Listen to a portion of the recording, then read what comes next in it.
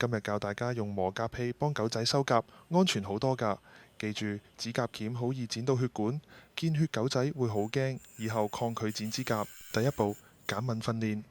首先拎個未開嘅磨甲器出嚟，放喺狗仔身邊，俾佢聞下、望下。當佢表現淡定，即刻獎勵零食，重複幾次，直到佢見你拎磨甲器都唔走開。第二步，習慣震動聲，關鍵嚟啦！坐喺狗仔旁邊，輕輕開住磨甲器最低速，唔好掂到佢。個吱吱聲可能會嚇親佢。如果佢驚，即刻熄機，等佢冷靜再試。每日練幾分鐘，直到佢聽到聲都冇反應，好似冇事發生咁。第三步，接觸腳板加模擬磨甲，熄機狀態，一手拎磨甲器，另一隻手輕輕摸狗仔腳板同埋指甲，然後用熄咗機嘅磨甲器接觸下佢指甲表面，接觸完即獎勵，等佢接受呢個動作。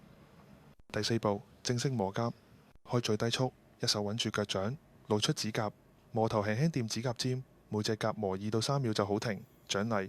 寧願分幾日磨，都唔好一次磨太耐。磨嘅角度要斜斜地磨走尖位，唔好垂直磨甲底啊！記住，耐性最緊要，狗仔一緊張就要停。磨完記得大大力贊同，請食大餐。慢慢嚟，你會發現磨甲都可以好輕鬆㗎。